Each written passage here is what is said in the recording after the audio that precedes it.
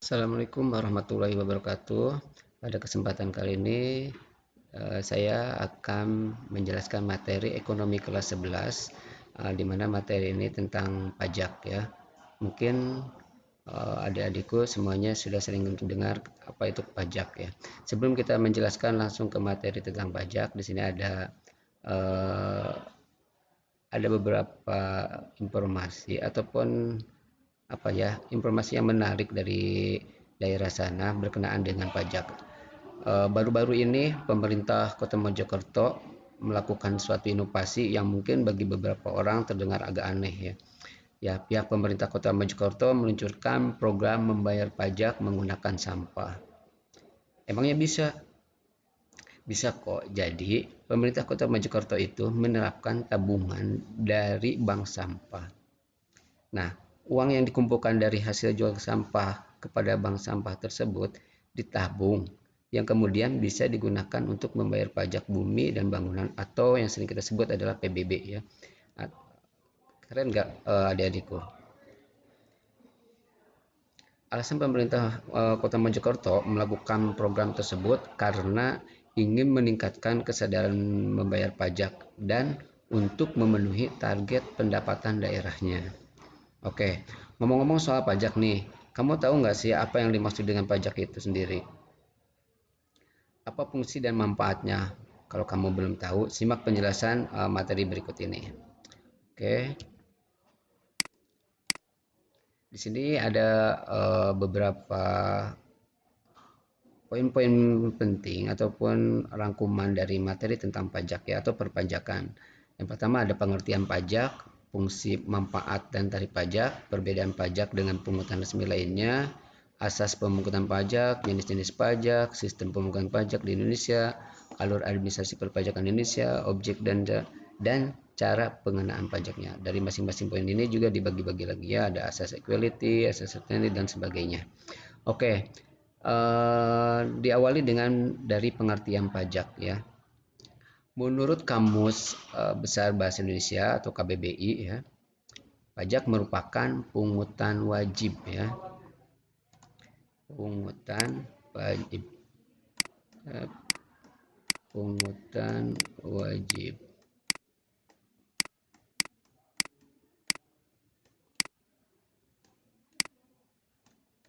Oke.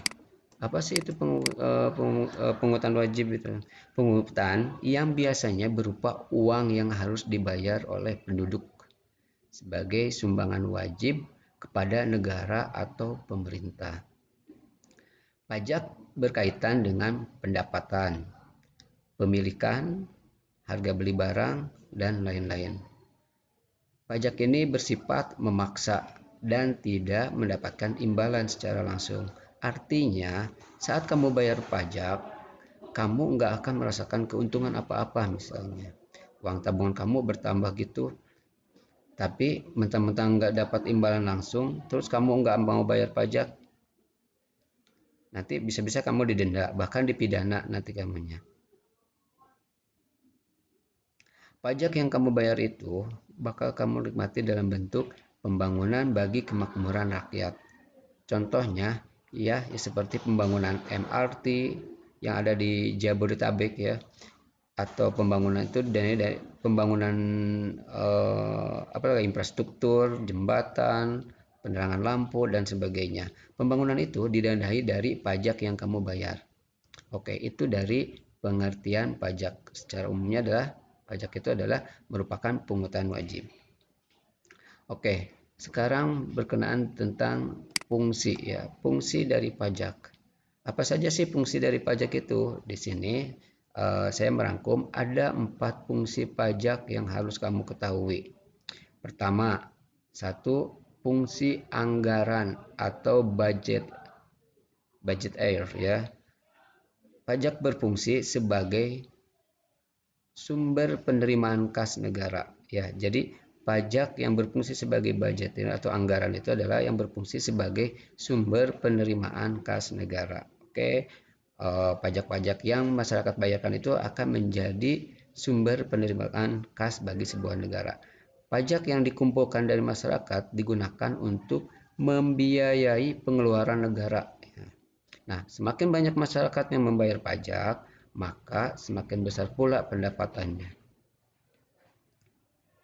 Tahukah kamu, sekitar 80% pengeluaran pajak negara dibiayai oleh pajak. Ya, jadi 80% pengeluaran negara itu dibiayai oleh pajak. Makanya kalau masyarakatnya tidak membayar pajak ataupun ya apa ya mangkir dari pajak, tentunya akan menghambat dari pembangunan sebuah negara tersebut. Oke. Itu fungsi yang pertama tadi tentang budget ya atau sumber kas. Yang keduanya adalah fungsi dari pajak itu tentang yaitu fungsi alokasi. Fungsi ini menekankan bahwa pajak harus digunakan untuk mendanai atau menyediakan barang atau jasa yang dibutuhkan masyarakat. Misalnya untuk pembangunan sarana dan prasarana atau bahkan membangun sebuah infrastruktur. Itu yang kedua. Fungsi yang ketiga yakni fungsi distribusi atau pemerataan.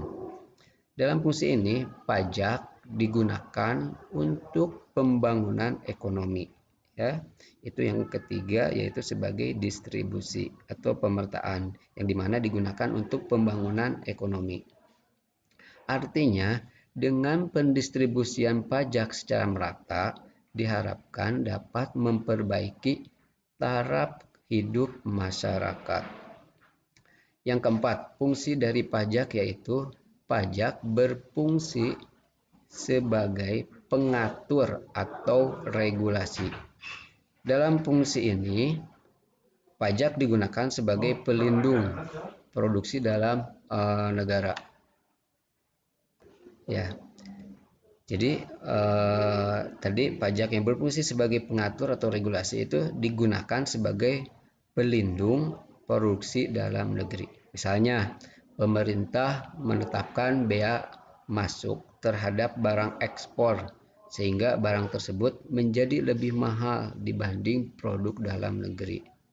Nah, bea itu apa?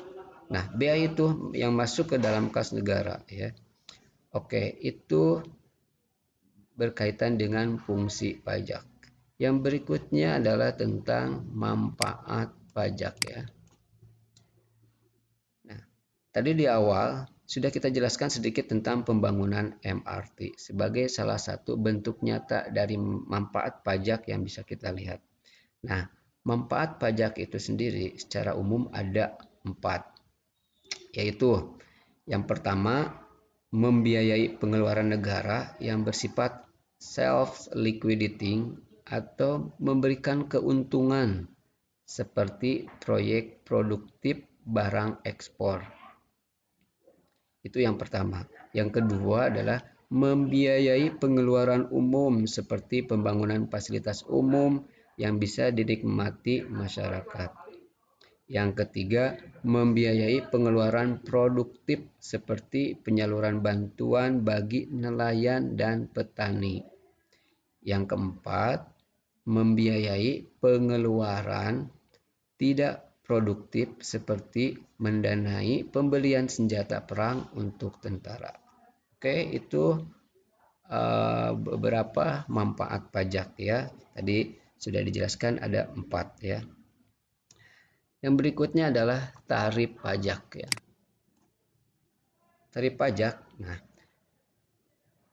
demi menekan angka pertumbuhan kendaraan bermotor di Jakarta, pemerintah provinsi bersama Kepolisian Daerah Metro Jaya memberlakukan pajak progresif. Artinya, pajak kendaraan bermotor untuk kepemilikan kedua dan seterusnya akan semakin meningkat. Contohnya begini, jika ada 2 sepeda motor atau 2 mobil yang ada di rumah kamu, nah kendaraan atau motor atau mobil yang kedua akan dikenakan pajak progresif. Di sini ada beberapa tarif pajak berdasarkan sifatnya. Ada tarif pajak proporsional atau sebanding, ada tarif pajak konstan atau tetap, ada tarif pajak degresif menurun, ada tarif pajak progresif meningkat. Oke. Berdasarkan sifatnya, pajak dibagi menjadi 4 kelompok ya. yang tadi disebutkan, ada proporsional, ada konstan, ada degresif atau menurun, dan ada progresif yang meningkat. Ya. Yang pertama, tarif pajak proporsional atau sebanding. Tarif pajak ini memakai persentase yang tetap untuk setiap dasar pengenaan pajak. Yang kedua, tarif pajak tetap atau konstan. Tarif pajak ini artinya tetap, tidak ada perubahan pada setiap dasar pengenaan pajak alias besar atau jumlah yang dibayarkan itu sama, ya, yang dibayarkannya itu sama.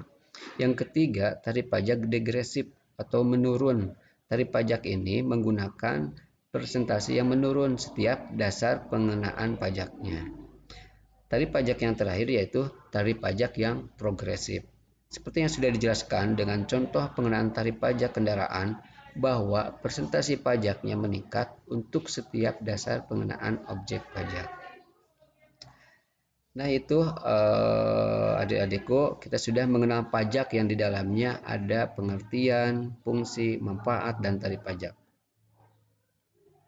Kalau misalnya masih ingin cari tahu lebih banyak tentang pajak, bisa kamu tanyakan dengan guru-guru kamu, ataupun mungkin kalian bisa nyari referensi-referensi yang ada di buku sumber ataupun di internet, ya.